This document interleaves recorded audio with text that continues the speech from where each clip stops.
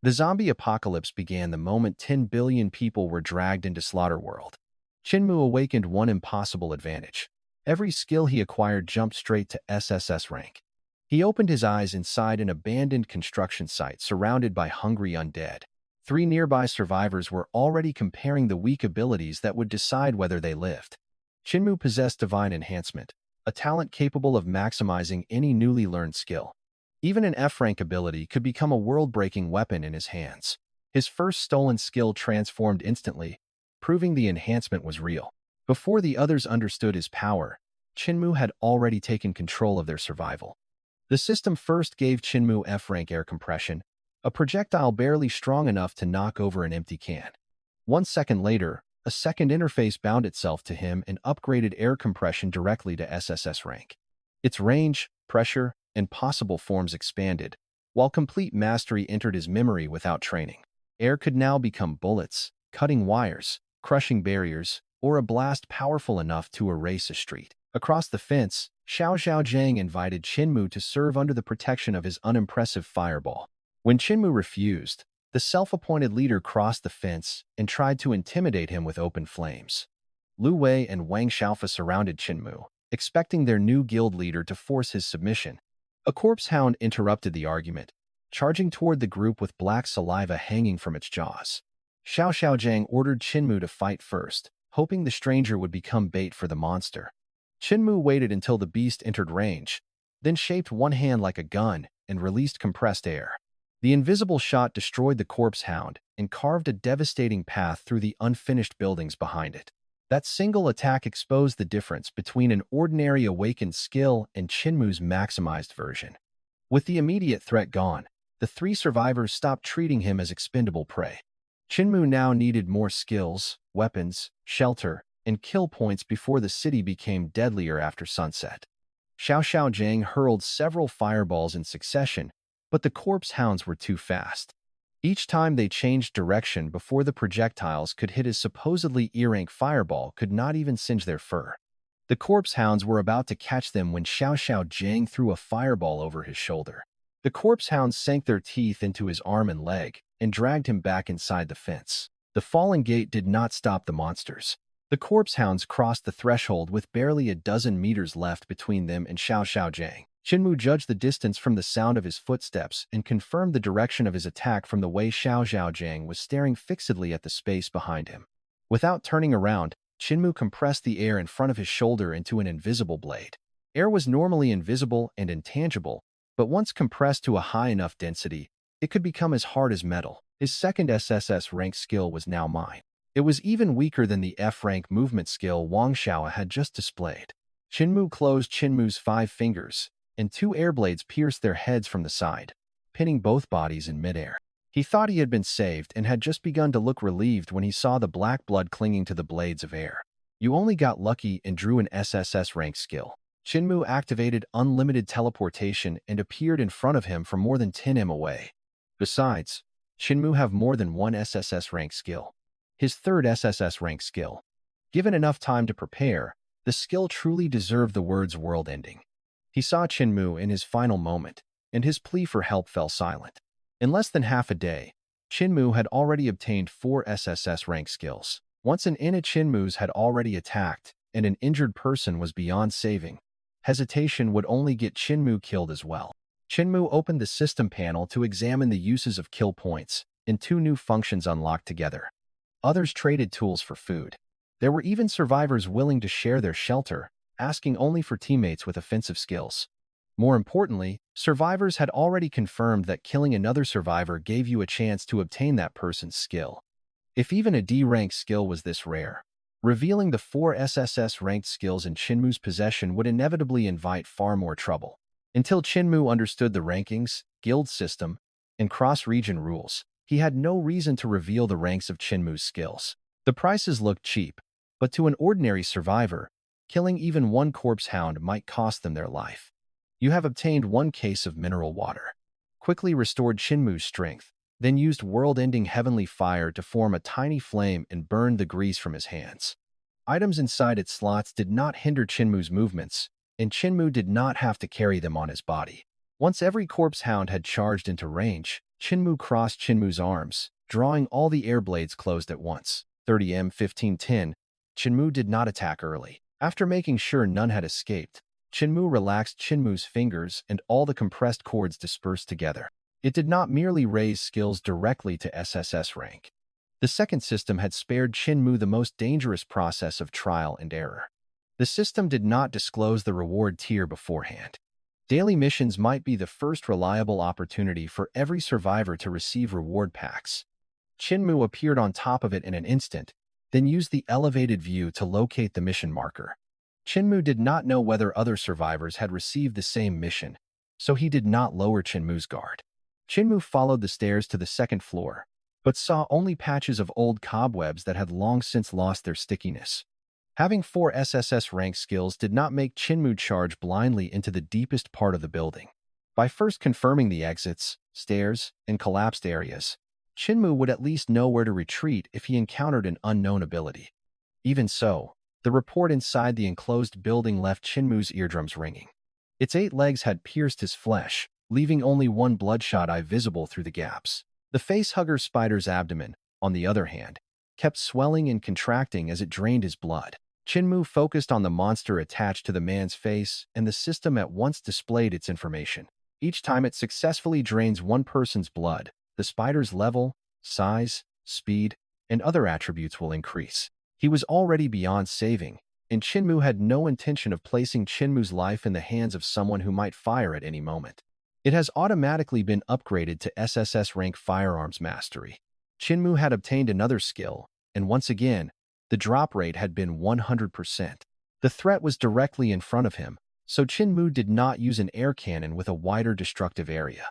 The moment the spider leaped into the air, the long sword entered above its mouth parts and drove it toward the floor, along with the force of its momentum. The gun was of little use to him, but Chinmu could list it at the trading center in exchange for resources, so he placed it in Chinmu's system inventory. His 10 inventory slots had to be reserved for food, water, and genuinely valuable equipment. Chinmu did not want to spend that time playing hide-and-seek inside an unfamiliar building, and he had no intention of traveling after dark. Neither had entered the mall's immediate area yet, and Chinmu's attack would avoid the street they occupied. As for what the system would tell them after the mission site was destroyed, that was for the system to decide. Even though Chinmu deliberately restricted its power, the fireball still looked like a second sun. From Chinmu's position atop the high-rise, Chinmu clearly watched the mall's walls and roof collapse layer by layer. The fire did not spread farther into the district, proving that Chinmu's control over its range had been exactly as intended. The pack entered Chinmu's system inventory for the time being. Facehugger spider slain. Congratulations, host, you have obtained 1 slaughter point. Those notifications showed Chinmu the value of an area of effect skill in the clearest possible terms. Chinmu was about to leave when a massive black shadow suddenly burst through the smoke and dust rising from the ruins. The system had not included it among Chinmu's mission targets, which meant the mall had concealed a powerful monster unrelated to the mission. He loosed an arrow in desperation and happened to strike a gap in the carapace, but it did not stop the monster. The man's arrow proved he possessed a ranged skill, but the gap between their strength was far too great. Only when Chinmu saw the spider turn toward the remaining woman did he lock onto a nearby building and rapidly close the distance. The monster did not eat her at once. The instant the new skill finished upgrading, Chinmu sensed in advance that a spider leg was about to descend on Chinmu's head. Before the attack truly happened, its trajectory appeared in Chinmu's mind. The monster strained with all its might, making the rubble beneath its feet jump repeatedly.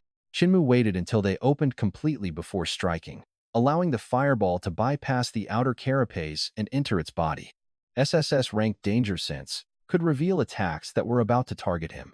Previously, Chinmu had to notice an attack before deciding where to go.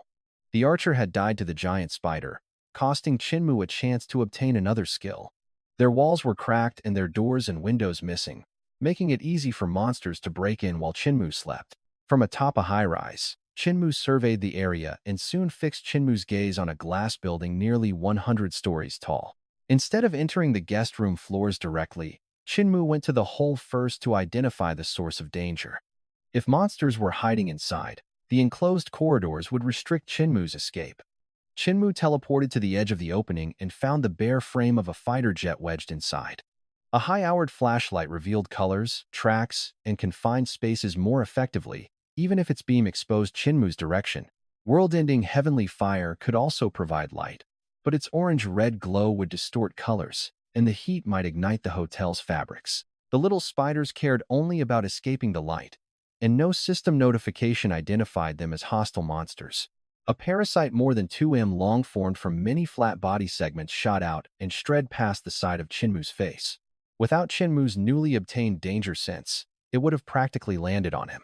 Fire had destroyed the fighter's systems, making it impossible to recover the black box, and the skeleton carried no identifying records. The creature seemed afraid of firelight. Chinmu predicted its path and hurled a fireball ahead of it. Chinmu then entered the hotel corridor, used an air bullet to destroy the lock on one guest room, and moved a shoe cabinet behind the door. There were no fresh footprints along either side of the corridor, and no traces of monsters inside the room. Before resting, Chinmu took out the F-rank pack he had received for completing the daytime mission. Chinmu left the curtains slightly parted that kept the room from being fully exposed while preserving a visible destination for unlimited teleportation. Now it was time to see how much Chinmu's first mission reward was worth. His skills were stronger than this equipment, and there was no need to fill Chinmu's 10 system inventory slots with ordinary weapons. If Chinmu kept the set, it would spend most of its time sitting in Chinmu's inventory. She also promised in a note that if it was not enough, she would continue compensating Chinmu after finding more food. When no one outbid her, Chinmu confirmed the trade. Shinlu's name remained in the transaction record, but apart from that, Chinmu still knew nothing about her skill or location. Chinmu actually had more available inventory space than before the trade. After the trade, Chinmu ate 2 pieces of bread, 1 can of lunch and meat, and drank a bottle of water. Chinmu closed the system panel and prepared to sleep. In the flickering firelight, an off-road vehicle sped along the street with hundreds, perhaps thousands of zombies behind it. The people in the vehicle fired guns and threw explosives while deliberately circling the hotel. Those people had no high-rank area skills. Chinmu wanted to wait for them to leave on their own, but the vehicle completed lap after lap without the slightest intention of changing course. Since they had no intention of leaving, Chinmu would have to end this midnight chase myself. Chinmu used 10,000-fold strength to steady myself, yet Chinmu's feet still left a shallow dent in the thin roof. Another voice came from the driver's seat, urging him to knock Chinmu off and feed to the horde. He pointed the gun at Chinmu's head and declared that unless Chinmu possessed an S-rank skill, he was not qualified to join them. Even C-rank skills were currently extremely rare in the public channels. Chinmu allowed the column of fire to cover only Yongin's position, ending the attack quickly. You have obtained F-rank ammunition replenishment. Combined with firearms mastery, the 2 skills eliminated both the difficulty of operation and the cost of ammunition. Even if Chinmu obtained a strategic weapon in the future, it would never become useless because he did not know how to operate it or lacked supplies. Without the vehicle, the distance between us and the horde behind us was shrinking rapidly. She proposed killing Chinmu and using the scent of blood to lure the zombies toward Chinmu's corpse. If you don't have the ability to finish what you started, then don't provoke them in the first place. The gun fell to the ground in 2 pieces, and only then did Li Yunpong realize that Chinmu did not need equipment to attack. The woman who had just proposed using Chinmu to lure the zombies finally understood that she had chosen the wrong target. From his laughter and shouting, it was clear he had concluded that without the off-road vehicle, everyone here would be swallowed by the horde. Chinmu ended her suffering with an air bullet and refused to leave a skill he could have obtained for the zombies. She and Li Yunpong had indeed planned to kill him, but Chinmu did not let the horde tear her apart slowly.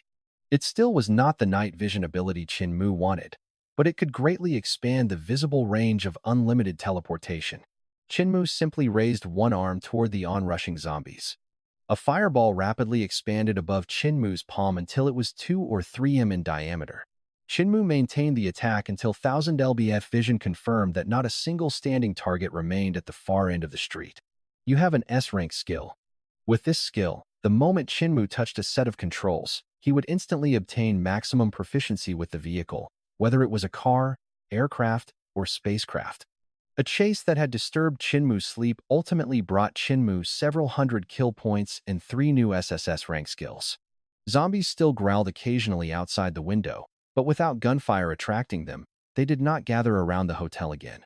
The system shop did not sell toothbrushes or toothpaste, so Chinmu posted an offer at the trading center, 1 can of meat in exchange for toiletries. Chinmu ignored every message unrelated to the trade. Chinmu opened the system message that had arrived at midnight. Ranking rewards would continually push everyone to hunt monsters and even attack one another. Any survivor ranked within the top 10% of the total population is eligible for a reward. Chinmu opened the Earth ranking. Ranking rewards might become their main incentive to risk leaving their shelters. If the off-road vehicle had not gathered the horde on a single street last night, Chinmu's kill count would not have exceeded 1,000, but Chinmu would still have remained in first place. It could also help Chinmu judge which locations were most likely to attract other survivors. Chinmu then opened the Heaven ranking. You have obtained 1 elite difficulty trial card. Chinmu already possessed 9 SSS rank skills, but it was still unwise to enter an unknown dungeon blindly.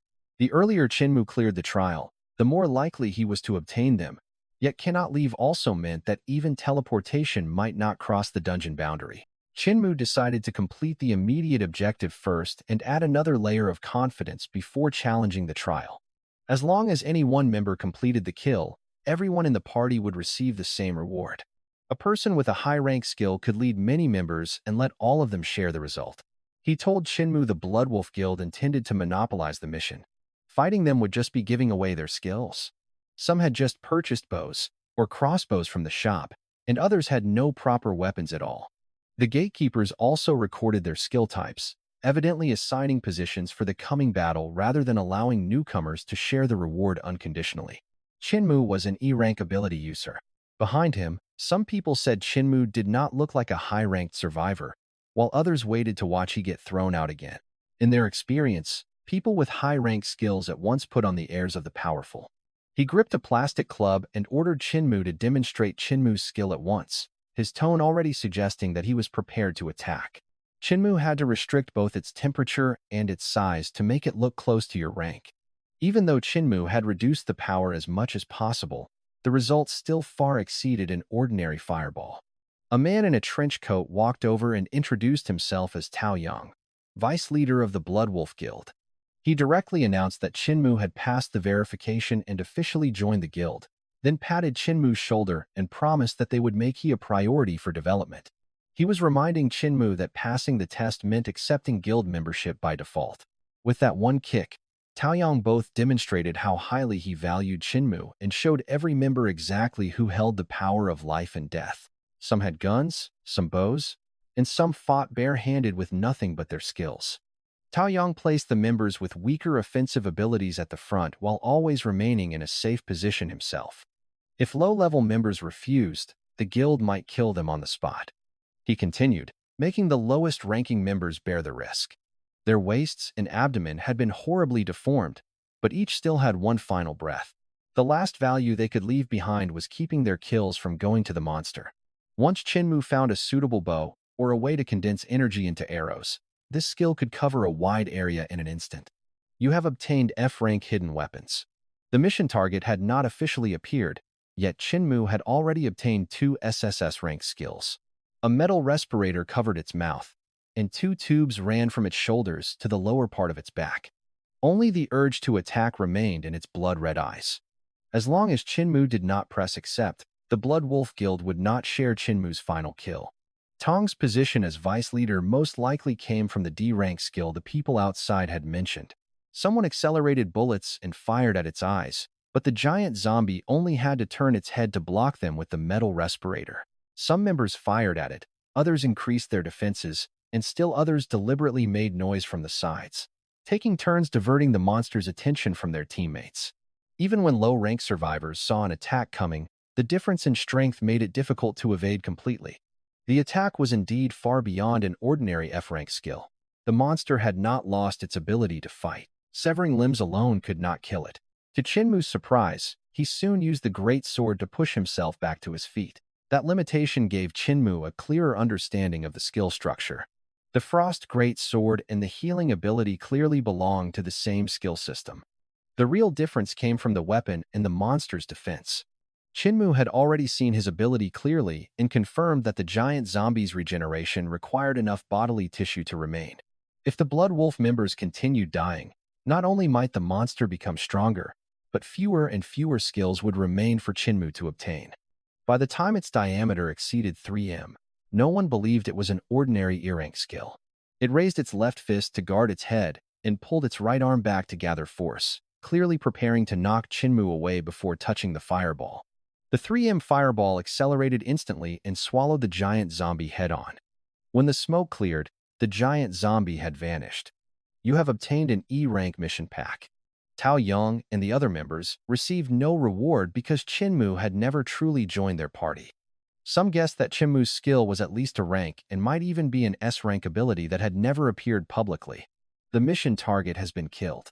That also confirmed that the Great Sword was the physical core of the skill. Chinmu had deliberately hidden inside the party because he needed other people to wear the monster down first, which also meant Chinmu's skill had a strict use limit or cooldown. Hand over your resources and he'll still give you a chance to work for Bloodwolf, he said. Even if world-ending heavenly fire truly entered a cooldown, Chinmu still had air compression, unlimited teleportation, 10,000-fold strength, and the 2 ranged abilities he had just obtained. Chinmu held both arms straight out and transformed compressed air into multiple fine cords, wrapping them separately around the first 3 people preparing to attack. You have obtained F-rank bullet acceleration. Chinmu moved Chinmu's ring finger slightly, and 2 air blades sealed his route in advance. You have obtained F-rank shadow step. You have obtained F-rank thermal sensing eyes. Once demonic eyes was combined with 1,000-mile vision, it would be much harder for anything to escape Chinmu's observation, whether by day, by night, or behind an obstruction while still emitting heat. It has automatically been upgraded to SSS-RANK Indestructible Golden Body Kill Successful. It has automatically been upgraded to SSS-RANK Unlimited Quick Draw Kill Successful. Only now did he understand that the fireball was not Chinmu's sole means of attacking. Chinmu used danger sense to determine the timing of their attacks, then sent air blades through their positions. That round had earned Chinmu exactly 10 SSS rank skills. Chinmu also did not cross the walls to hunt most survivors who had never participated in the attack. His dank skill should be the most valuable one at the scene, which was why Chinmu had deliberately saved him for last. Chinmu can help make you the leader of the Bloodwolf Guild. With your strength, you could develop it into the greatest guild in the world.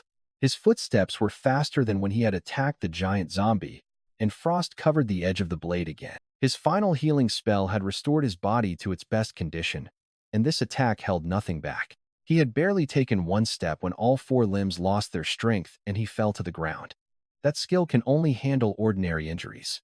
Tong looked at his condition and finally stopped struggling. You have obtained D-rank Paladin. For the first time, Chinmu had a reliable means of flight and no longer had to depend entirely on visible destinations to move through the air. When the people outside the gate saw that the Bloodwolf Guild had been completely wiped out, they fled in different directions. Chinmu took out the E-rank pack from the daily mission.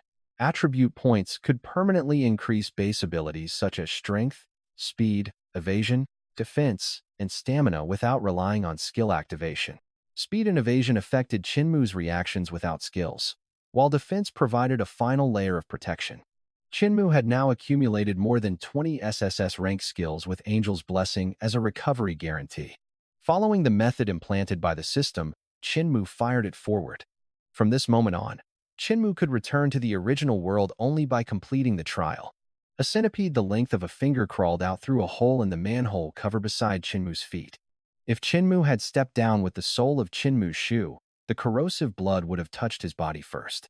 This could not possibly be the final objective of an elite trial. Patches of centipedes first emerged from the holes around the manhole cover. The front ranks piled over one another while more continued pouring from the manhole behind them. Chinmu did not know whether these monsters' fangs carried the same effect. A fireball 5 or 6 m across, already condensed in midair, fell directly into the centipede tide. Cutting them would spray corrosive bodily fluids across a wide area while flames could destroy both the monsters and their venom before they came close. One fireball could clear only a limited area. Chinmu continuously condensed enormous fireballs in the air and controlled them to cover different sections of the district. With an ordinary area skill, even if its power were sufficient, the caster would probably be exhausted by hundreds of thousands of monsters first. Modern weapons could not spare one bullet for every centipede, while killing them at close range would expose the attacker to their corrosive blood. Chinmu was about to confirm whether the trial had ended when a series of heavy metallic scraping sounds rang out nearby, like many knife points dragging across the ground at once. It stood 5 or 6 m tall and measured nearly 20 m long. Its head resembled an enlarged king cobra, except that a flat human face covered its front and its opening mandibles were filled with sharp teeth. Chinmu condensed one fireball in each hand to test its frontal defenses. The edges did not even touch the fireballs directly.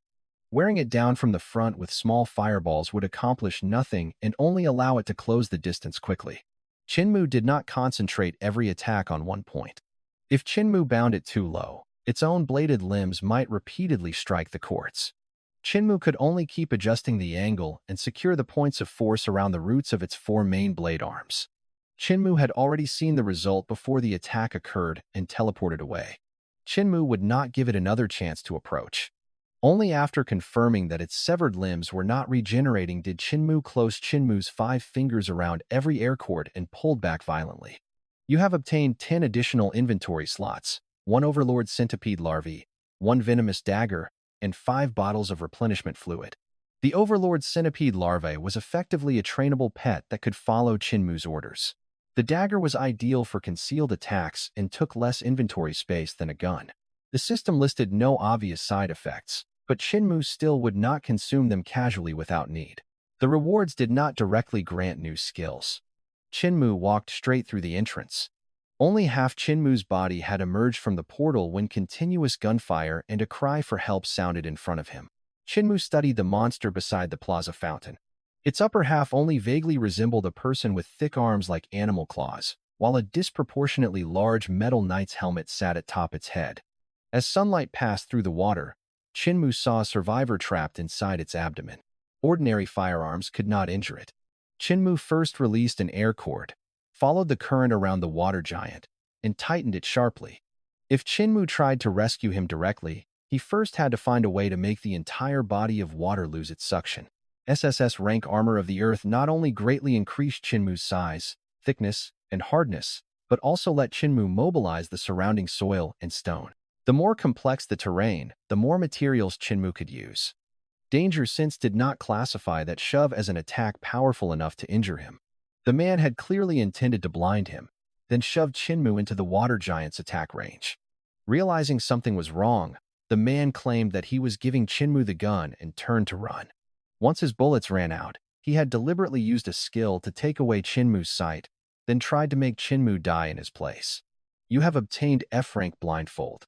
Chinmu finally understood that his skill had caused that half-second of darkness. The skill was more suitable for use against survivors. Chinmu placed a handgun in Chinmu's inventory.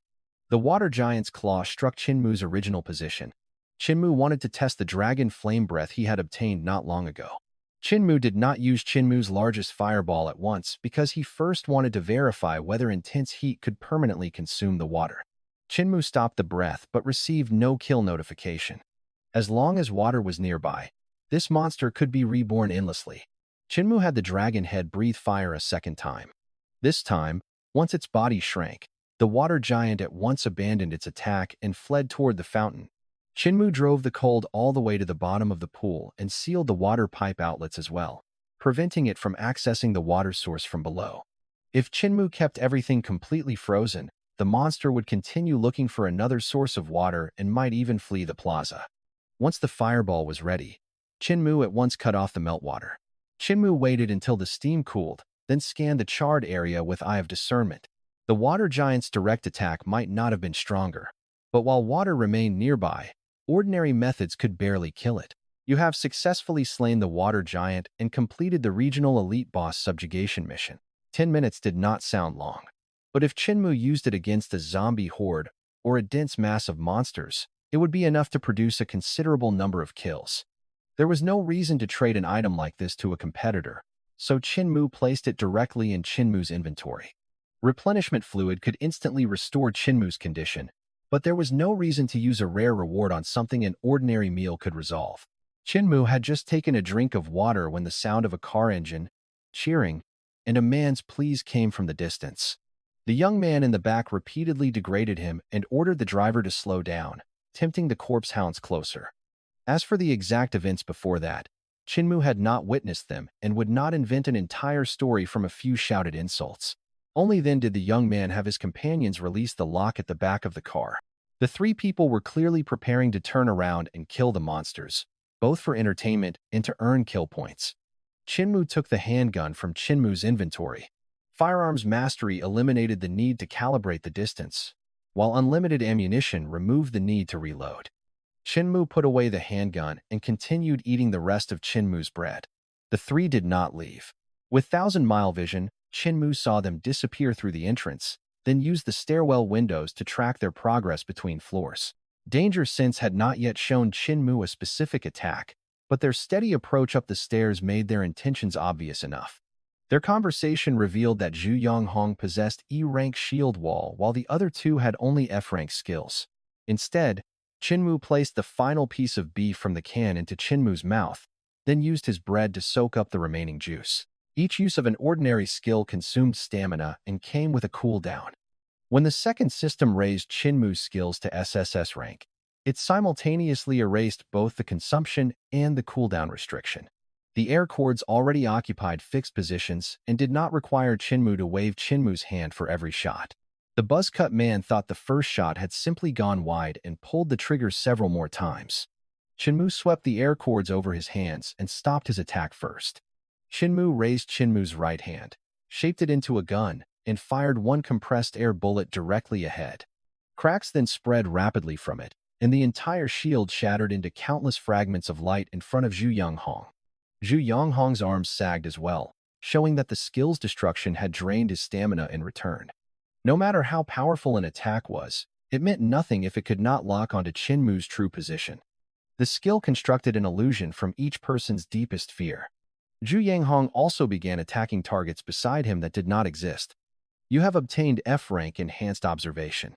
Eye of Discernment could analyze the weaknesses of survivors, zombies, and monsters, allowing Chinmu to find fatal points or loopholes in their abilities more quickly. You have obtained F-rank Lightning Spear.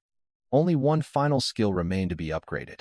Even after seeing that Chinmu remained seated where he had been, he waited before dare believe it. What kind of skill did you use? Instead, Chinmu used him to test the Lightning Sovereign he had just obtained. Chinmu thrust the spear forward. Devouring Shield was not simply a defensive skill.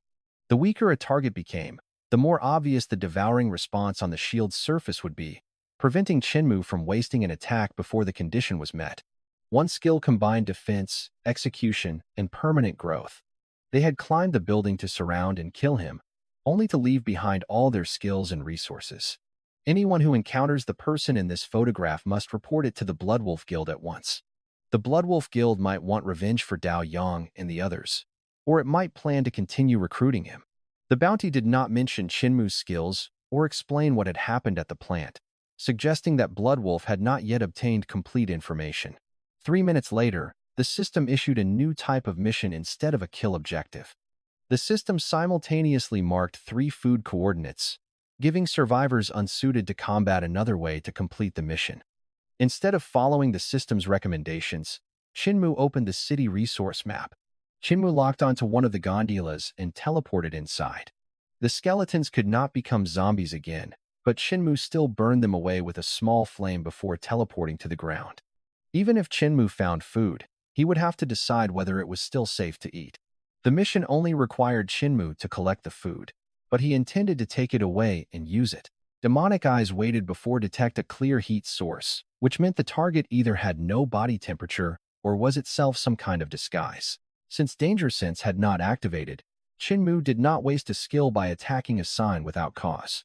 Its white gloves closed around the spot where Chinmu had just stood. There was no blood or monster tissue inside the cut. The blades passed beside Chinmu and ultimately punched through a metal signpost beside the road. Whoever was inside could determine Chinmu's position through the curtain and possessed at least a sensory ability or a trap prepared in advance.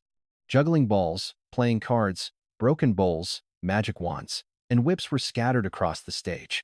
Square black circles surrounded its eyes, and black paint covered its lips against a deathly pale face. It only pointed repeatedly at the stage, indicating that Chinmu should watch the performance. The yellow-haired clown cracked a whip and drove a lion through a ring of fire. The throwing knife truly entered its skin and blood flowed down, but Danger Sense did not classify the scene as allies killing one another.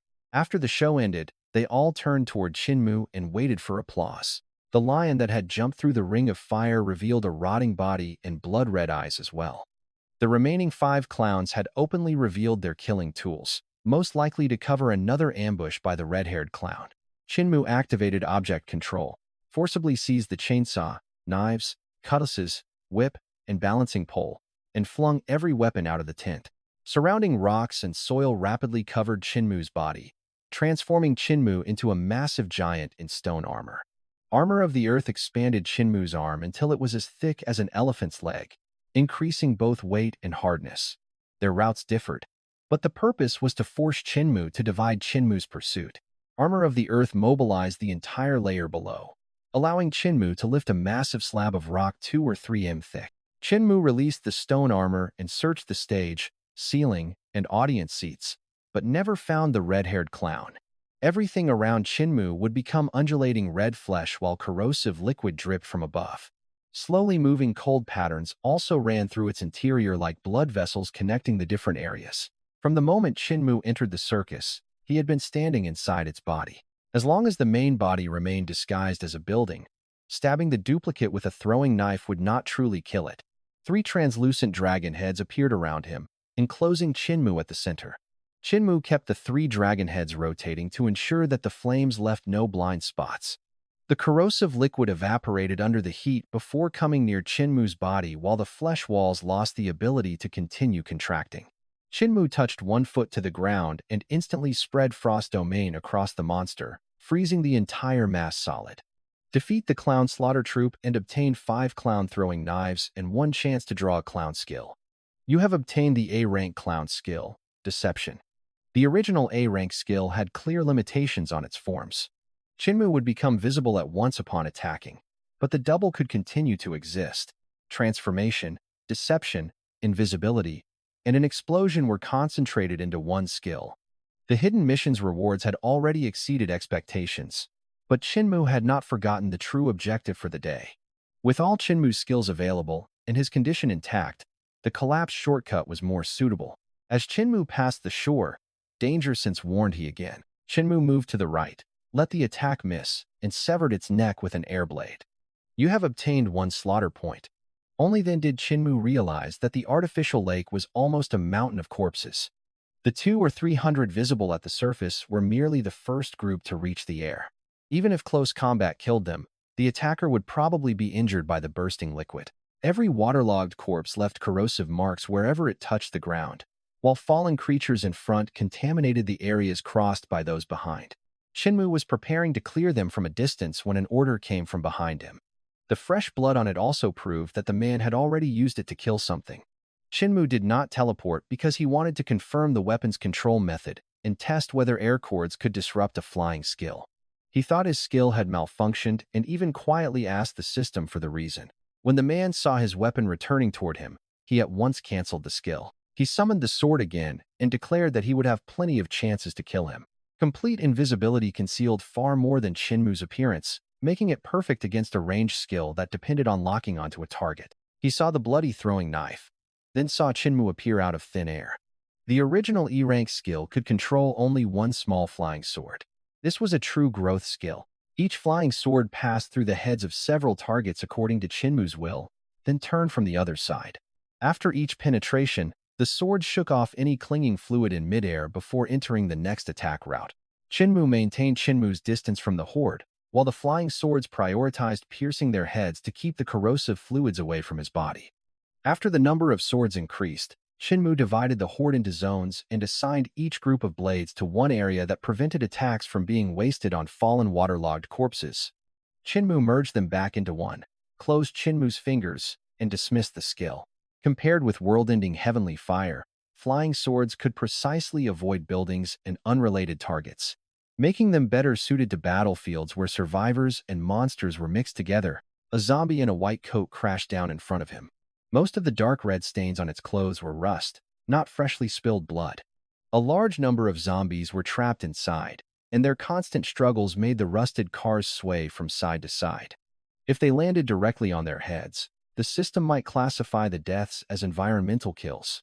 The remaining swords handled the zombies thrown from the cars, preventing the train and the horde from falling into the same area.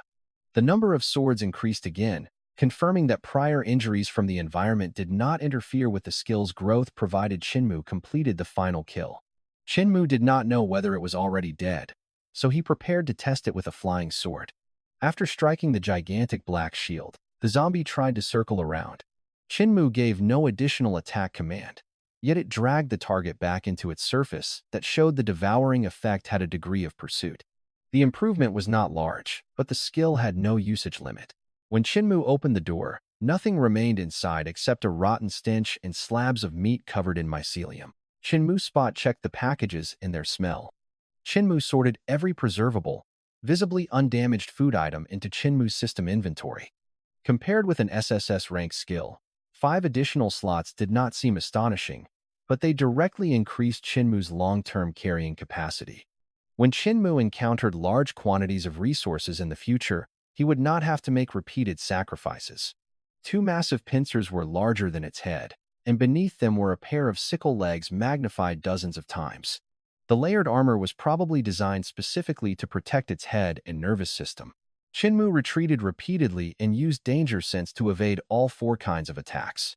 Its speed and defense were no weaker than those of the giant centipede from the elite trial. Drawing the monster outside would both prevent a collapsing ventilation duct from limiting Chinmu's vision and allow Chinmu to use sword control fully. Once the giant insect chased Chinmu out of the restaurant, its massive pincers closed from both sides. To preserve Chinmu's opportunity to attack, Chinmu used it only briefly between destination changes. Once the point entered, Chinmu did not continue forcing it against the thickest plates. Danger sense showed Chinmu the attacks in advance. The abdomen was the hardest location for an ordinary physical attack to reach, but that made no difference to flying swords that could change direction freely. Any of that blood entering Chinmu's mouth could cause infection or zombification. Their plan was to wait until Chinmu stripped away the creature's armor, kill it from a distance, then at once escape on the bike. His attribute points and skills had sharpened Chinmu's hearing beyond that of an ordinary person. The stone broke the sound barrier as it left Chinmu's hand, blasting a trench 7 or 8 m wide and nearly 100 m long along the ground. The 2 survivors preparing to ambush Chinmu did not escape the area of attack. Chinmu could switch the arrows among metal, wood, water, fire, and earth attributes. Infinite inventory automatically merged with Chinmu's system inventory, completely eliminating its limit of 25 slots. Vehicles, houses, and even larger objects would no longer have to be abandoned because Chinmu lacked slots. Chinmu linked more than 800 long swords end to end, forming a high-speed rotating sword dragon that drove straight into its head where the armor had been removed. The system had barely finished settling the kill when a pet notification appeared. Chinmu had almost forgotten about the larvae from the trial reward. While moving across Chinmu's palm, it kept its mouth parts and bladed legs folded away instead of searching for a place to attack like a wild monster. By first observing whether the larvae could tolerate the venom Scorpion King's flesh, Chinmu could stop it from continuing if something went wrong. Chinmu had found the proper way to raise this pet. Given enough monster carcasses, it could continue evolving. The Overlord Centipede larvae has obtained the Venom Scorpion King's sickle stinger through feeding.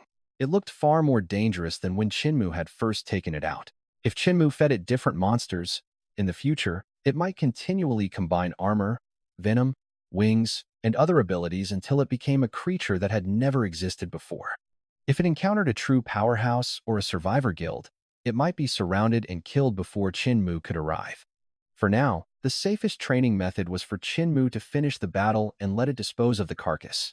Without the infinite space Chinmu had just obtained, a 3M pet would already have been difficult to fit into the old system slots. Chinmu sat on a bench beside the road and opened the description. Before entry, the system would verify the environment and each survivor's condition, preventing one side from using a third party in the real world to interfere. If anonymity was impossible, anyone who recognized Chinmu's rank might refuse to gamble their property in life. He ranked 67 on the Heaven ranking and 94 on the Earth ranking. Or perhaps he thought Chinmu had reached first place only by using an area skill to farm weak monsters. Allowing spectators meant other survivors could enter the stands and see Chinmu's appearance, skills, and methods of fighting. When the spatial shift ended, Chinmu stood on a platform the size of a soccer field. There were no obstacles on the floor, and enough distance separated us for range skills to operate. He looked about Chinmu's age when he saw the empty stands. Han shouting interpreted Chinmu's silence as fear and continued mocking him, claiming that Chinmu had only been lucky enough to encounter a large group of weak zombies and farm his way. If he dared wager his place on both rankings and all his resources in a challenge, he should at least possess an ability more interesting than an ordinary F-rank skill. His skill was Poison Mist. The green color served both as intimidation and as an indicator of the skill's range. Angelic Paladin was not merely a healing skill. Green light descended, completely cleansing the toxin that had entered Chinmu's body before it caused real damage. Chinmu split the containers with the radiant holy sword. Han Shone thought Chinmu had fallen into the trap, but the Pegasus beat its wings again and drove the mist straight back toward him. He at once switched to a physical weapon, took a rifle from his inventory, and fired continuously at the radiant armor. His transition from a poison skill to guns and rockets proved that the arena allowed survivors to use inventory supplies. Black smoke covered Chinmu and the Pegasus while large cracks appeared in the arena floor. Chinmu did not assume before the actual hit that he had lost the power to retaliate. Han Shone still retained one final cooldown of Poison Mist, which was why Chinmu kept Angel's Blessing active. He died before finishing the sentence. Under the arena's rules, every transferable resource belonging to Han Shang entered Chinmu's infinite inventory. The second system completed the skill upgrade as well. Whether concentrating the poison in a confined space or expanding it through a massive zombie horde, Chinmu could choose according to the battlefield. No one but Chinmu could see it with the naked eye, turning the attack into a colorless, formless area killing move that was difficult to anticipate. Han Shang's ranking had been respectable, but only the B-rank skill truly interested him. Some people would retreat because of it, while other high-ranking survivors might view Chinmu as a target for testing their own strength. Anyone who wanted revenge would still have to find Chinmu first or submit another arena request. Chinmu continued moving along the resource map, hunting zombies and monsters along the way, and accumulated exactly 100 more kill points. When the sun fully disappeared, the system notified Chinmu that another new feature had unlocked. This time, it was the official guild system. The first requirement for creating a guild was a total of at least 100 monster kills. Under Chinmu's growth method, killing one survivor who actively attacked Chinmu could provide an SSS-RANK skill more directly than managing 100,000 members. Some even impersonated Chinmu and used fake guilds to scam applicants. A lone wolf at least bore no responsibility for strangers, and no one could use a guild identity to demand that Chinmu follow orders. Chinmu pulled aside the curtain and found a circular bloodstain still running down the outside of the glass. Feathers and blood covered the outside of the window, rapidly blurring the view. No one else in the regional channel had reported a raven flock, which meant these monsters might be attacking only targets nearby. Besides the plea for help, Chinmu heard dense wing beats and talons scraping across the floor. The true gathering place of the ravens was not Chinmu's office, but the neighboring room. Moving elsewhere would have been easy, but monsters already gathered at Chinmu's door would not become irrelevant threats simply because Chinmu left. Chinmu did not detonate the fireball inside the building, avoiding a shock wave that would tear open the entire floor. The first thing to emerge from the neighboring room was not a sight, but the foul odor of wet feathers, decay, and blood. Once the fireball traveled farther, Chinmu finally saw inside. Her body was covered in wounds from raven beaks, and she had lost the ability to escape on her own. This was the perfect opportunity to test the SSS-RANK Poison Mist Chinmu had obtained in the arena. Chinmu stopped the boundary near the adjacent room and the hole in the wall, preventing the poison from entering the rest of the building. They had no chance to fly out again or begin a prolonged struggle. You have obtained F-rank Double Strike. Frank Double Strike was a passive skill. Every attack Chinmu made would randomly produce a combo of at least 5 and at most 100 hits. Unlimited ammunition handled the weapon supply while Infinite Combo multiplied each attack's output. Area skills, melee attacks, and flying swords could receive additional hit counts in the same way. 38 bloodthirsty ravens along the same line of attack fell together, giving Chinmu 38 kill points. Chinmu bought a Vulcan Gatling gun from the system shop. The Gatling gun size and weight would burden an ordinary survivor, but 10,000-fold strength allowed Chinmu to hold it steadily. When they saw Chinmu leave the building, The ravens at once changed direction and pressed toward the rooftop like a storm cloud. Chinmu advanced layer by layer along the densest front edge of the flock. After several minutes, Chinmu had killed at least several thousand monsters. The kill notifications proved that the fallen birds were real monsters, not illusions. Chinmu intended to identify the true source and end it with one area skill. Sand and dust rolled across the roof, briefly blurring Chinmu's vision. At close range, it sounded like thousands of screams forcing their way into Chinmu's ears at once. He only stared through the glass at the monster in the sky, clearly believing Chinmu had no escape. The giant raven folded its wings and began diving toward the rooftop. Chinmu first used thousand-mile vision to scan the nearby buildings, confirming that no second raven flock hid in the shadows and that no other monster was approaching under cover of the attack. Chinmu did not let them fire in different directions. You have obtained one slaughter point. Chinmu temporarily muted their sound and retained only the increasing number so the continuous announcements would not interfere with Chinmu's judgment. Its wings collapsed first, and the remaining body fell entirely into the column of fire. Subjugate the bloodthirsty ravens and obtained one bloodthirsty raven egg. The Overlord's centipede larvae had already proven that pets obtained from trials and hidden missions retained some of their original monster's abilities. Give Chinmu a chance. He looked toward the sound and saw only figures struggling near a window several buildings away. Open propositions like that were not rare after the collapse of order. But Chinmu did not know whether she had teammates and could not confirm whether traps surrounded the window. On the first day, Chinmu had taken first place on the Earth ranking with 108 kills.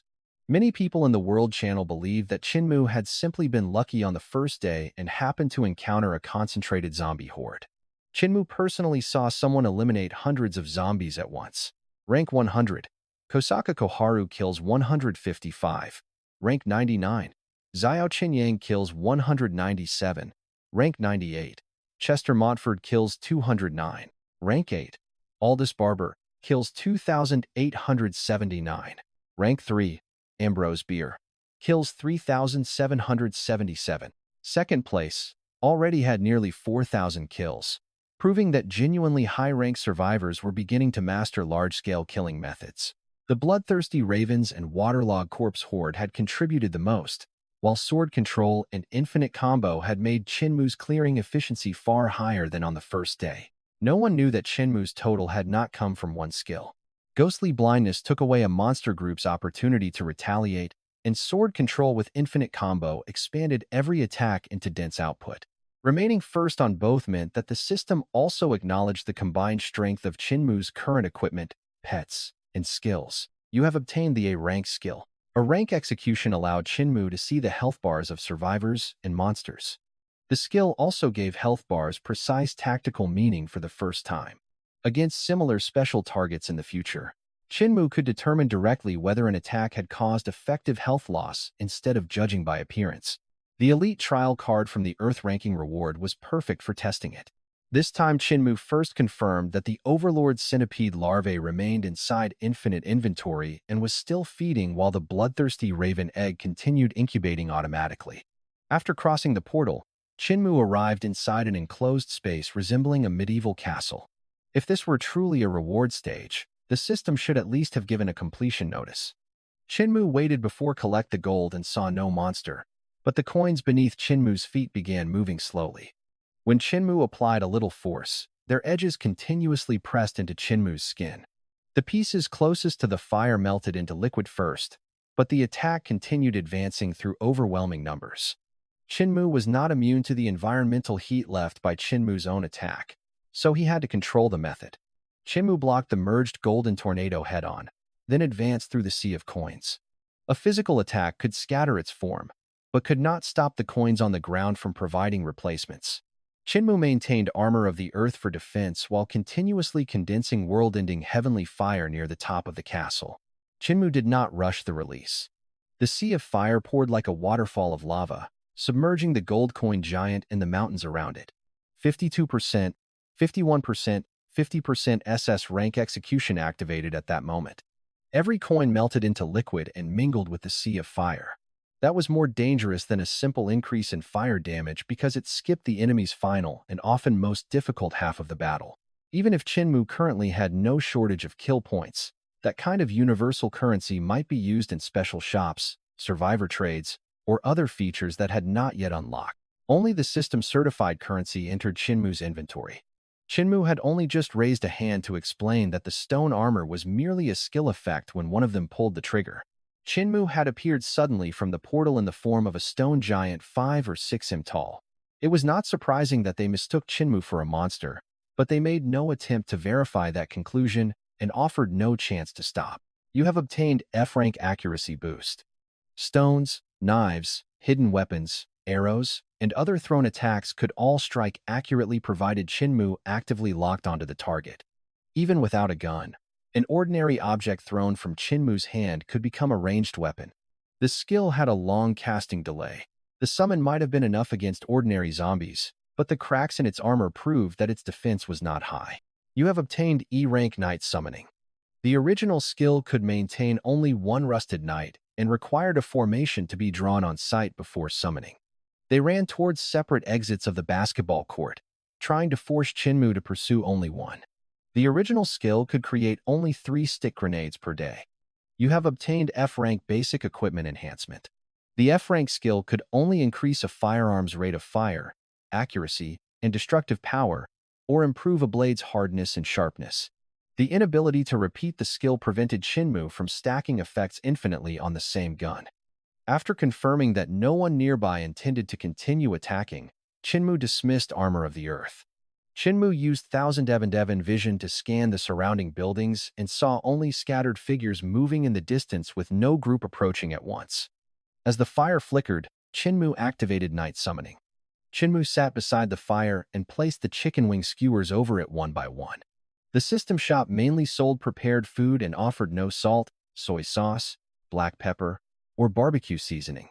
Chinmu picked up the grenade launcher he had just enhanced and posted a listing at the trading center. Others were still struggling for their next meal and could not understand why Chinmu would trade a heavy weapon for seasonings.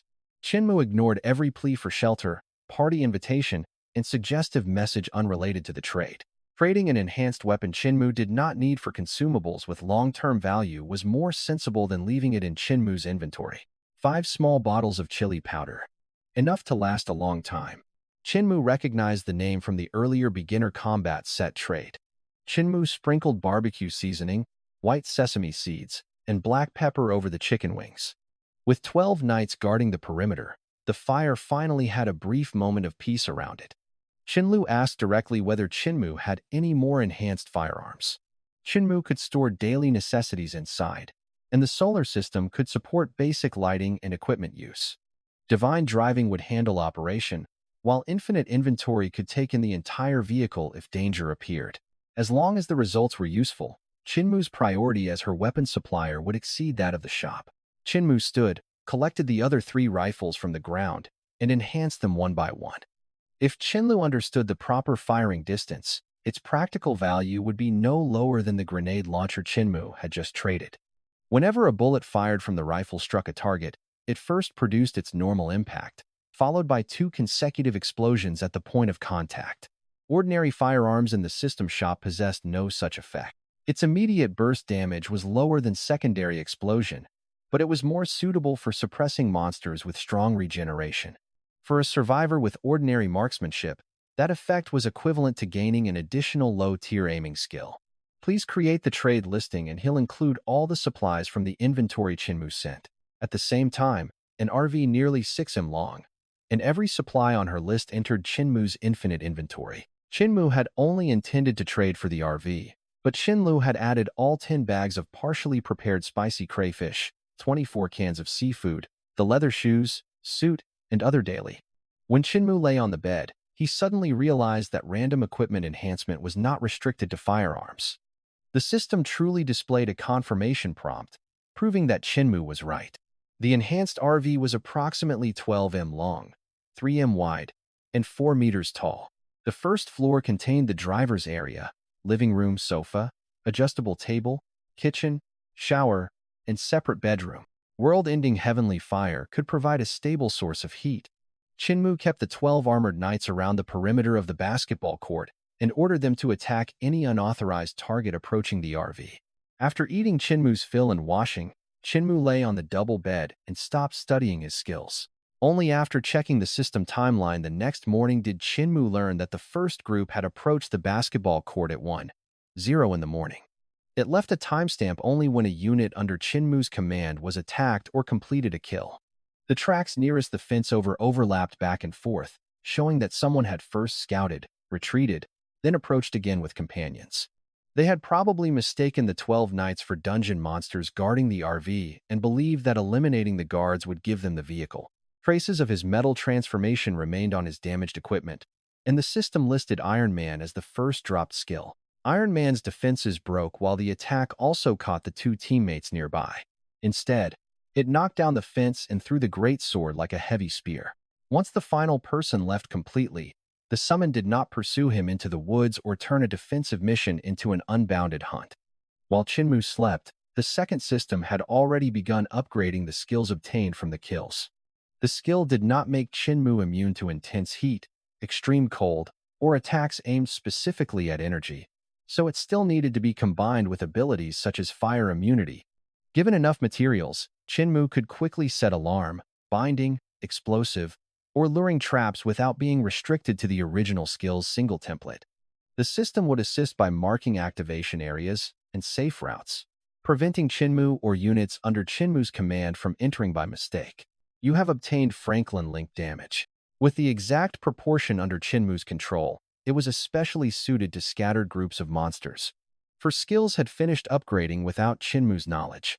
The surviving intruder brought the basketball court's coordinates to a nearby guild. More than 50 had come to the basketball court last night with skills ranging from F rank to C rank. The guild page publicized only its name, size, leader, and some ranking information. His chat panel still showed the record of sending the coordinates to the Vulture Guild while his membership application had not been approved. The system awarded the final blow to a guard knight, allowing Chinmu to receive his skill. Whenever an attack was about to connect, it automatically selected the smallest evasive motion and made Chinmu's body complete it. Otherwise, in situations where Chinmu wanted to deliberately endure a strike, use Retribution Shield, or lure an inner Chinmu's into exposing itself, his body moving on its own would ruin the tactic. Range fighters remained outside the fence, and anyone with a defensive skill stood at the front. Shell casings were scattered all around, proving the guild members had simultaneously opened fire when their shield bearer engaged. Every attack blocked directly by its front could be reflected back at the attacker according to the attack's true power. By the time the first defensive line broke, the other squads had simultaneously entered the attack range of all 12 knights. When Chinmu later reviewed the record, he could confirm only that each skill had belonged to an intruder the night before. The system preserved the skill's name, effects, and restrictions. Once it realized that ordinary skills could not break through, it tried to concentrate its attacks. They did not intentionally destroy vehicles parked in the distance or attack people who put down their weapons and crossed outside the security boundary. The number of kills outside the fence rapidly climbed while the second system pushed one low-rank ability after another to SSS rank in the background. Once the Vulture Guild fully entered the security area, the system notifications began refreshing in groups. Tornado Slash could create a wide cyclone attack whenever Chinmu swung a melee weapon. This ability made Chinmu immune to external fire tribute attacks. Once the first group of defensive skills had been breached, some members began retreating while the remainder continued attempting charges and control. You have obtained E-rank Killing Aura. A mutant black bear carcass had been left at the scene with translucent skill cords around its limbs.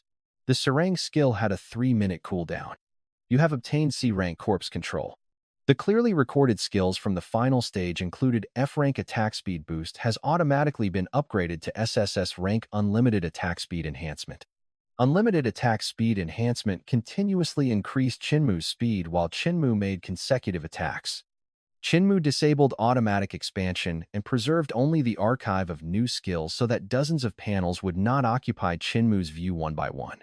The first things to appear before Chinmu were the system records accumulated since the early morning. Liquid Metal Transformation, Trap Grandmaster, Slow Vision, Link Damage, Max Level Evasion, Retribution Shield, Tornado Slash, Devouring Chains, Fire Immunity, T-Fold Critical Pounce, Map-Wide Monster Lure, Killing Intent Suppression, Marionette, Unlimited Attack. Yet, More than a dozen distinct abilities had appeared on Chinmu's skill list, with dozens of kill notifications accumulated beside them. Chinmu checked the system timeline in the scene, confirmed that no surviving attackers remained in ambush, and archived the new skills one by one. Chinmu returned to the driver's seat and started the military off-road RV. The area was open with no dense buildings nearby, allowing any approaching monster to be seen early. Chinmu did not actively provide energy with world-ending heavenly fire. Chinmu chose to view it, and a pitch-black tower appeared on the virtual panel. It differed from the independent spaces opened by trial cards. The feature eliminated the need to search everywhere for monsters and provided survivors with a stable place for competition. This mission is a team raid, except the mission required a team of at least 3. There were no suitable survivors around Chinmu, and the system did not recognize armored knights as teammates. The public names were Xiao Qifa, Wang Sunlin, and Du Ya, transporting to the trial tower. Even from 7 or 8 m away, the black wall filled Chinmu's vision, and its upper end could not be seen at all.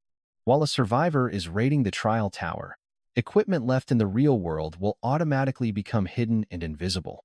His skill is a rank. Wang Sunlin also disclosed an A-rank skill. The other 2 anonymous survivors both claimed to have only F-rank skills. There was no reason to reveal Chinmu's SSS-RANK skills to random teammates Chinmu had just met. Wang Sunlin took half a step back voluntarily. The black tower door slowly opened inward, and air from the first floor poured through the gap. If they completely separated, they might not be able to support one another in time after encountering monsters. Xiao Chief accepted the plan and volunteered to travel with Du Ya, who possessed the healing skill. Chinmu memorized the directions of the other 2 groups at the fork and walked into the far right passage. A large tattoo covered his right arm, and a 4-arm-length dagger hung across his back with a blood groove cut along its blade. Teammates could attack one another here, and the rewards for clearing the floor and the resources of the dead were more than enough to provoke conflict. At the same moment the preview appeared, the man behind Chinmu drew his dagger. If Chinmu warned him about the monster directly, he might retreat, make he fight it alone, then search for a second opportunity to attack. He had not drawn the knife because he discovered the zombie. The zombie passed through the position of its intended target and crashed head-on into the man preparing to stab him. If the man admitted his intent to attack and asked to deal with the monster together, Chinmu still had time to kill it first. Chinmu saw the information above the monster for the first time. If you drew that knife for the monster, why were you staring at the back of Chinmu's neck? His movements paused briefly, then he laughed. His skin, limbs, and facial structure rapidly copied the monster before him. After the transformation, a survivor marker still appeared above his head, proving that the system had not truly changed him to the monster faction. He used the sound wave to suppress his target, struck its head with his transformed claws, and completed the kill. His skill is an F rank. But Chinmu can't hold this form for long. So let's make it quick. A golden lightning spear nearly 3 m long formed in Chinmu's right hand. The next attack would answer whether a screamer zombie sound wave could stop lightning. Dust fell continuously from the walls, and the scene in front of Chinmu warped slightly. You have obtained D-rank replication imitation. The higher the rank and the stronger the monster copied, the greater the chance of failure and the shorter the duration. There was no risk of failure and no duration decay from the original skill. Demonic eyes pierced the dark section ahead and revealed a group of inactive screamer zombies in the passage. When it dispersed, Chinmu possessed the same body as a screamer zombie. A human identity created by Master of Deception could fool vision, but screamer zombies clearly relied on more than appearance. When the first monster lunged, Chinmu activated unlimited teleportation and appeared beside it. When another zombie charged in front of him, Chinmu secured its head with both hands and released a sound wave from Chinmu's mouth. 2 masses of world-ending heavenly fire condensed in Chinmu's palms and merged into one. His existing SSS-RANK skills remained faster for large-scale clearing. The system map illuminated only the routes the 3 groups had traveled. With no new monsters blocking the way, Chinmu arrived relatively early. When Xiao Qifa saw Chinmu appear alone, he at once asked, "Where's the person paired with you?" A screamer zombie attacked him. There's no way an ordinary zombie could kill him. Her response proved that the 2 anonymous survivors had known each other before entering random matchmaking. If you came back alive, there's no way he died to a zombie.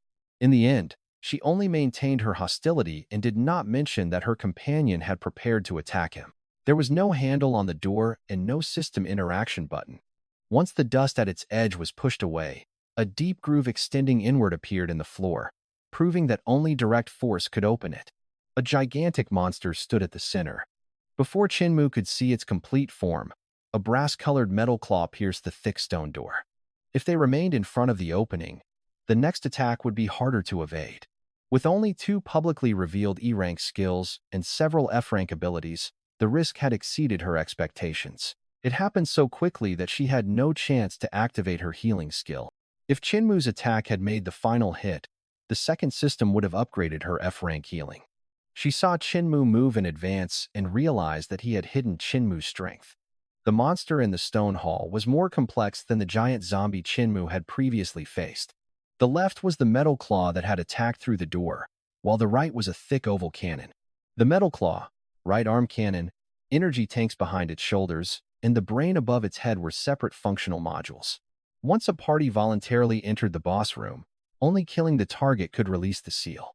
To an ordinary team, the true danger of the first floor was not difficulty finding the boss.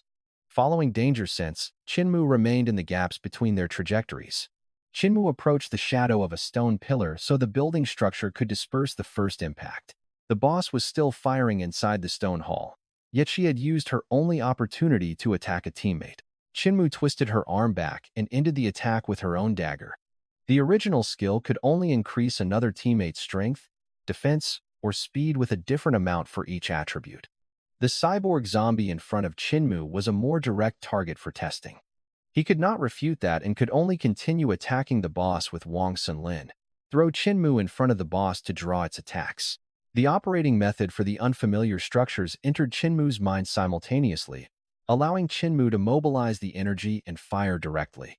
He prepared to activate his skill and told Wang Sunlin to attack Chinmu first. When combined with a Gatling gun or unlimited attack speed enhancement, Chinmu could continually prevent an Chinmu's from approaching even if the attacks could not penetrate its defense. The boss was still attacking, so Chinmu first turned Chinmu's cannon toward the true floor guardian. Chinmu adjusted Chinmu's firing angle continuously, first destroying the cannon on its right arm, then concentrating his attacks on the glass cover over its head. The system confirmed the boss's death and the seal on the stone door released. Chinmu fired one final shot and removed the second attacker from the party. It has automatically been upgraded to SSS-RANK Infinite Explosive Fire Talismans. You have obtained 45 kill points, 1 trial tower first floor clear pack, 10 pieces of plain bread, 5 bottles of mineral water.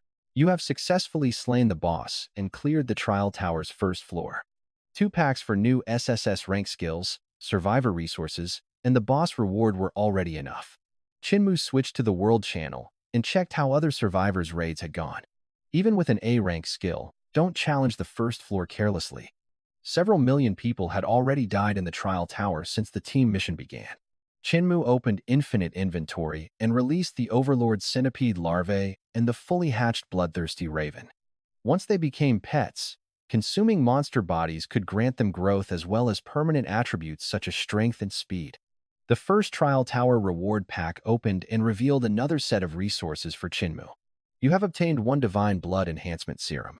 The Divine Blood Enhancement Serum increased constitution more than 10 times as much as the ordinary version and provided resistance to most human diseases, including cancer according to the system description. Chinmu could directly feel Chinmu's breathing and movement becoming lighter, while his muscles strengthened with the attribute increases. Chinmu placed it on the ring finger of Chinmu's right hand and rotated the inner band. The Overlord centipede's upper body could now meet Chinmu's eyes, and its size far exceeded its initial hatched state. The bloodthirsty raven remained the size of an ordinary adult raven, but its feathers were smoother than those of the wild creatures. Once it reached a sufficient scale, the birds could recombine into a giant bloodthirsty raven.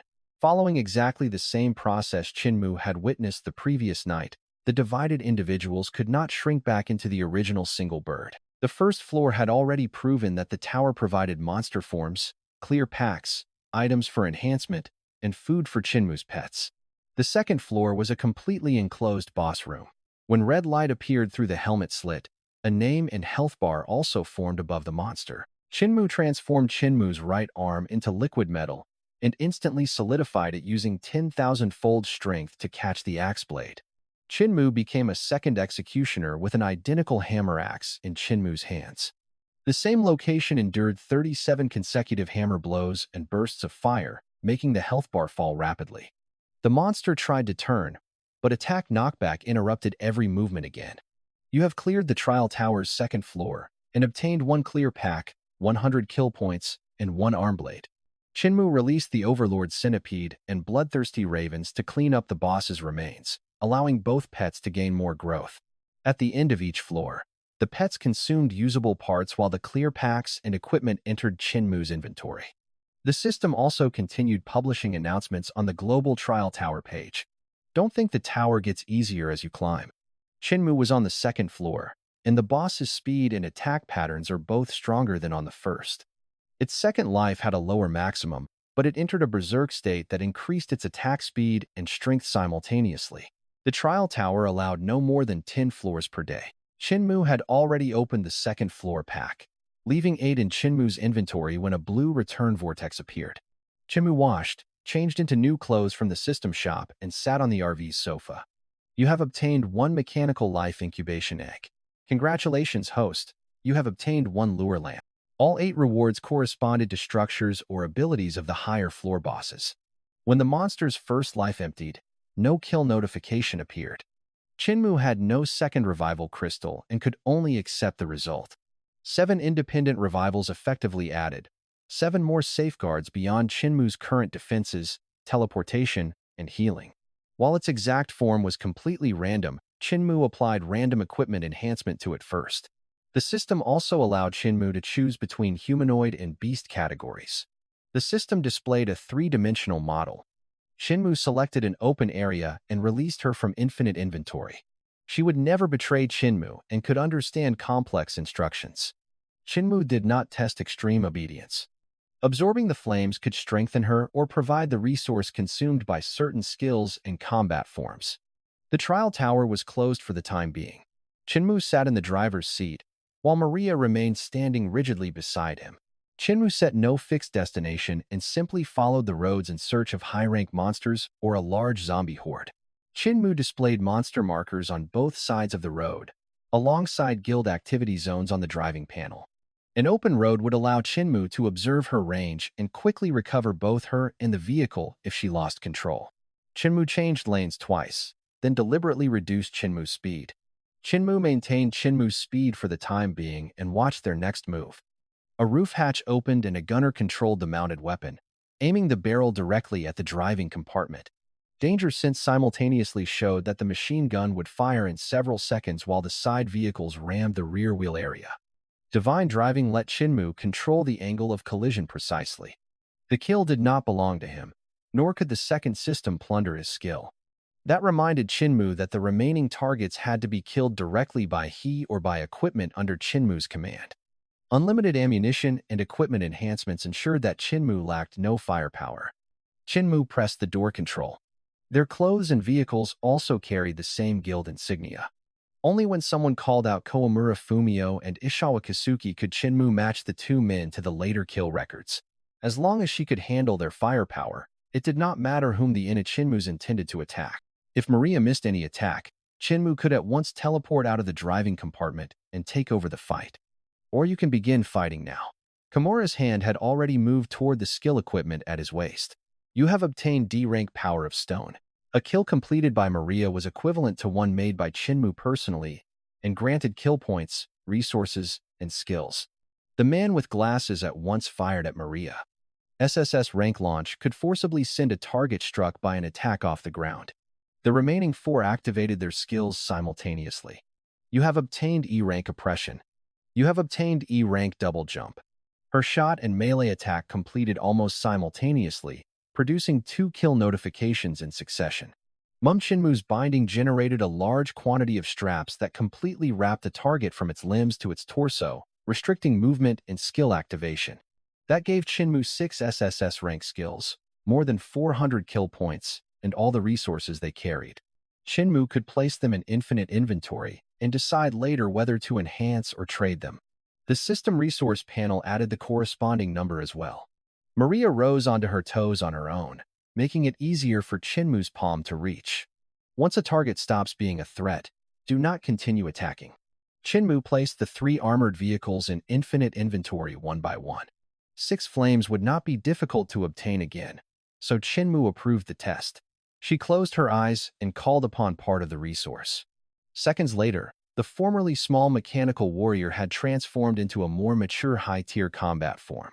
The high-tier form comprehensively increased strength, speed, defense, and weapon output while unlocking several additional skills. The system divided its consumption into 2 categories. Only attacks marked as flame skills on the panel reduced the inventory with each use. If Maria was to maintain the form for long periods, they needed to keep finding monsters or hostile survivors. On the right stood a small residential compound containing only 4 buildings of 6 or 7 stories with a narrow entrance. The survivors outside had not fled, suggesting that the interior contained a mission target, trapped members, or resources they had not recovered. The emblems on their shoulders, wrists, or the backs of their hands belonged to one guild. Chinmu used 1000M0 and Devon vision to skin the rooftops and windows, and found no sniper aiming at the RV. You may attack only if they show hostility or become a genuine threat.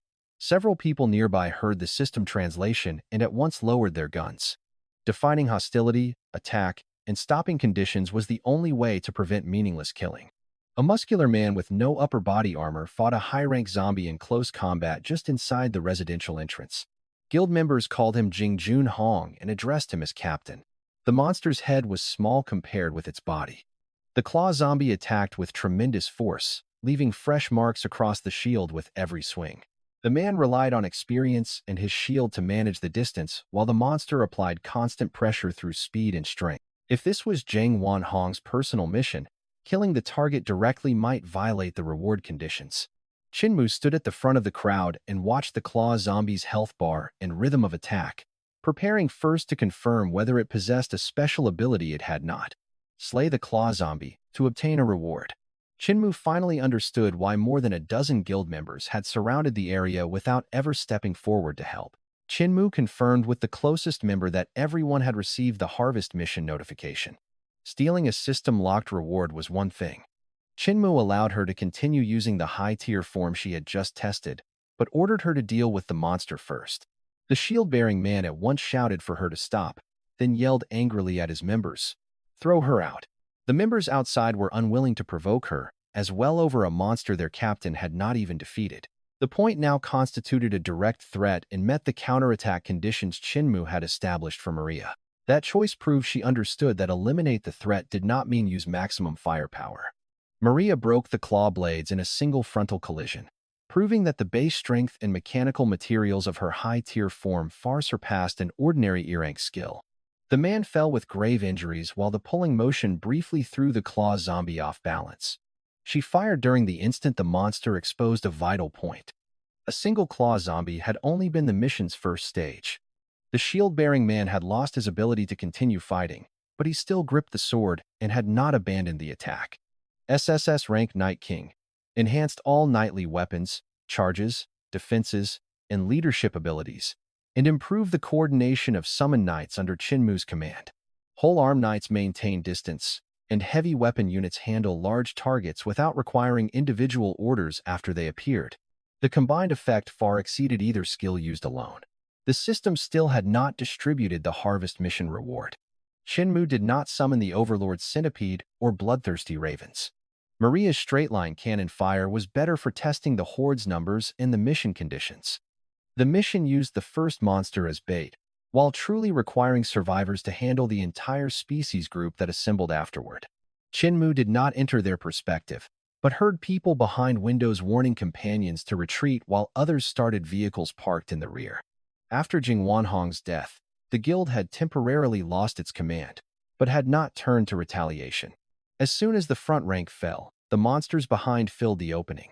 If the barrel moved too quickly, it would leave gaps between the monsters too slowly, and they could surround her from both sides.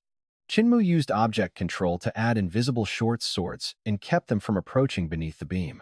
Controlling the direction of collapse could block the remaining exits and force hidden targets into the view of demonic eyes.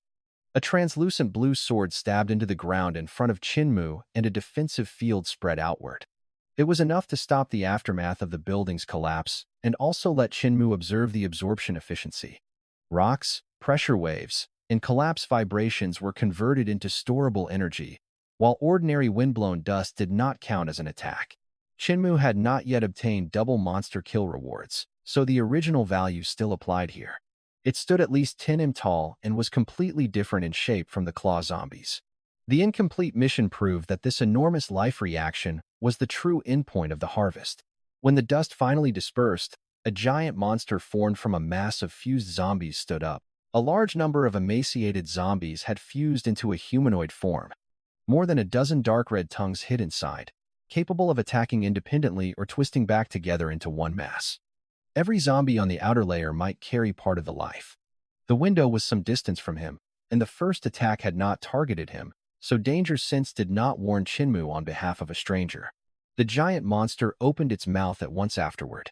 If the giant monster counter-attacked at once, the energy stored from the collapse could become a second defensive line. Chinmu had not yet obtained SSS-RANK purification and possessed no confirmed method of treatment at that time. Chinmu could not leave infected people behind or allow the composite zombie to drag them away again while they continued transforming. You have obtained F-rank increased monster kill rewards. You have obtained F-rank increased luck. The system merged this group of new skills into the archive instead of continuing to interrupt Chinmu's judgment with repeated announcements. The double reward did not affect skills obtained from killing survivors and could not duplicate a unique mission item. It could not revive the dead, so the skill could only be used on future infections. Increased luck affected drops, random rewards, and activation probabilities, and was shared with pets and equipment units bound to him. She aimed the gun at the monster and prepared to use her high-tier form. If conventional cannon fire could not penetrate, Chinmu would take over at once rather than let her endure meaningless risk for a test. Chinmu walked behind her and prepared to confirm it before the composite zombie's next attack. Chinmu was testing whether the hatched version of you counts as independent equipment and can receive another enhancement. The monster at once sent two other tongues around from the sides, targeting not Maria's body, but the weapon in her hands. The system notification appeared at that moment. Chinmu could not enhance Maria herself again in the future or repeatedly enhance this primary weapon. Securing supports drove into the concrete and the weapon enlarged into heavy artillery large enough for an adult to enter. Given simple targeting instructions, the system could automatically calculate a firing solution against both ground and aerial units. The composite zombie saluted at tongue again. The shell entered through the center of the monster's mouth, and a red light briefly appeared inside.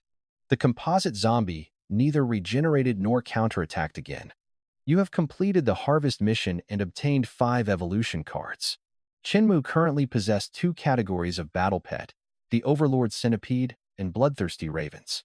The safest way to handle an unknown reward was to verify the result on one pet before deciding how to distribute the remaining cards. You have obtained a Bloodthirsty Raven King. This Bloodthirsty Raven King was one complete life form with a stable body far larger than the composite zombie. People in the World Channel also asked for coordinates, evidently mistaking the giant monster's sudden appearance for a hidden mission. The brim of its hat sat low, and its face retained a real beak. It did not make the Raven human or cancel its loyalty as a pet. The first guild survivors drawn by the Raven King had reached the scene. Then the heavy gun in Maria's hands and the humanoid Bloodthirsty Raven King.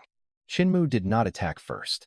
As long as they did not raise their weapons or enter Maria's line of fire, Chinmu would not probe them. Chinmu opened the guild's public page and confirmed it. Armed members spread across the flanks and the vehicles remained in the rear as an escape route. Chinmu also kept Chinmu's hands away from his weapons and simply allowed Maria to maintain her gun form with the Raven King on his other side. Chinmu did not waste time on mutual probing and directly took out the second Maxil Evolution card. Chinmu checked infinite inventory first. The new marker was deep beneath Chinmu's feet. Using Earth Dominion to sense the underground structure, Chinmu finally found the enormous life reaction rising continuously. The life marker sensed by Earth Dominion was still rising, meaning the first thing before us was only a small section near the head. A cloudy single eye covered its head, and the gigantic mouth led into darkness without a visible end. The pet had not actively selected a distant target. The system classified his death as a kill made by Chinmu's pet. The skill offered both one-tap processing and practical knowledge. The gigantic head did not continue pursuing anyone, proving that max-level evolution had not changed its 100% loyalty or removed it from Chinmu's control. The sky-piercing centipede king continued rising from underground while its pet marker extended into the distance across the system map. The bloodthirsty raven king had a convenient humanoid form. What Chinmu truly needed to handle was the sky-piercing centipede king's enormous size and the new skill it had just brought him. It could eliminate enemies who attacked him, but could not decide everyone's life or death on its own. Although the exposed length already stretched beyond a cluster of buildings, the pet marker continued farther underground. When its body landed, it still crushed several wandering monsters nearby, producing a series of kill records. It possessed neither a smaller form nor a humanoid one, and could only follow Chinmu's position through the earth while waiting to be summoned. The nearby guild members finally confirmed that the giant monster was not a new hidden mission, but a pet under Chinmu's control. Taking in an unfamiliar guild without understanding its abilities, discipline, and origin would only burden movement and decision-making. Chinmu left it outside to move freely and ordered it not to attack non-hostile survivors. Any animal, monster, or even zombie tissue classified as edible material could be extracted and processed by the skill with one command. The skill automatically separated the material, cooked it, and placed the finished product in a form suitable for preservation into infinite inventory. In a slaughter world where food was scarce, this skill's strategic value might exceed that of an ordinary offensive ability. Monsters vastly outnumbered normal livestock. The skill could gather every monster in range around Chinmu or filter targets by type, distance, or rank. Regardless of whether they were fighting, the monster had not yet been killed and no mission ownership lock applied to it. A blood-red killer bee nearly the size of a small dog appeared from nowhere at the position Chinmu had selected. The raw material for Chinmu's cooking experiment had delivered itself to him. Chinmu did not burn it directly with heavenly fire. An excessively destructive attack would defeat the purpose of the experiment. The upward cyclone swept the killer bee into the air and spun it continuously at high speed. Chinmu had not kept the skill active merely for show. You have obtained 6 cans of spicy lightning killer bee legs preserved in oil. One monster had been divided into 19 cans with the containers, seals, and preservation handled entirely by the skill. Chinmu checked them once more with SSS-RANK purification. Chinmu did not intend to let Maria taste them. Chinmu chose the leg meat instead of the brains or luncheon meat because its appearance would be easier to accept. Skill processed and guaranteed non-toxic. The survivor ranked first on both lists isn't short on food. Her current status showed that she was raiding the trial tower's second floor. The shop could not be opened inside the tower, but survivors could use existing inventory in the World Trading Center. Lightning Killer Bee can -1. Chinmu could not know the details of her battle and would not write her actions as if he had seen them personally. Only her description of her condition before and after eating could confirm the recovery speed and additional attributes. Trial tower, second floor cleared. Without that can, Chinmu probably would have died on the second floor. When she opened the can, she found the bee legs cut into several sections. After eating, her fatigue rapidly disappeared and her condition returned to almost what it had been when she first entered the trial tower. By the time she finished the can, the system panel displayed a short-term speed buff. She also made it clear that the second-floor boss was already injured. What remained unconfirmed was whether the numerical buff was tied to monster rank and whether consecutive cans of the same type could stack. Chinmu completed the trade and closed the public tasting listing. If monsters can become food, the greatest resource in the future may not be supermarkets, but zombie hordes. Chinmu took out a second can of lightning killer bee legs and pulled open the lid. The system had confirmed the safety repeatedly, and Shinlu had eaten one successfully. The meat had none of the dry hardness common to insect tissue, proving that the skill did more than purify. The lightning killer bee specialized in high-speed flight and electrical reactions. From this, Chinmu could infer that a monster's species and rank affected the additional effect of the canned food. Chinmu would never use the bound and loyal sky-piercing centipede king or bloodthirsty raven king as ingredients. If Chinmu could reliably turn slain monsters into safe cans that restored stamina and added buffs. Others tried to learn Chinmu's location and contact information from Chinlu. Others proposed long-term exclusive purchasing, and still others accused it of being a new monopoly created by the survivor ranked first on both lists. Instead of negotiating guild orders at once, Chinmu first tested whether ordinary zombies could be processed. This time, Chinmu did not burn the bodies away with world-ending heavenly fire or allow Maria to use heavy artillery that would vaporize the materials. Once the horde was cleared, the entire road was covered with material the skill could extract. The skill's range covered the entire road, processing every selected ordinary zombie together. Ordinary zombies could be made into far fewer varieties than the lightning killer bee and produced only lunch and meat. The system label also clearly marked it non-toxic and able to restore stamina. Knowing that the ingredients had come from zombies transformed from humans, Chinmu still had no intention of eating it and opened could not be traded. Food was a continuous necessity in the slaughter world, and these kins also had a recovery effect. Limiting each person to 5 prevented one guild from purchasing the entire supply at once and allowed more survivors to verify it personally. Their verbal hesitation did not slow the trades. The Invincible Guild bought the most, obtaining 300 cans in one purchase. Those public reports were enough to replace the internal guild taste test Chinmu could not observe personally and prove that cans made from ordinary zombies were safe as well. Even if Chinmu did not use them, he could enhance and exchange them again for rarer resources. Reliable zombie rations could become common currency, while rare monsters supplied premium foods with combat buffs. Chinmu refused to overprice the cans, knowing trust and steady supply mattered more than one round of profit. He selected Watching Plaza, an open junction connected to several roads, for his first industrial-scale harvest.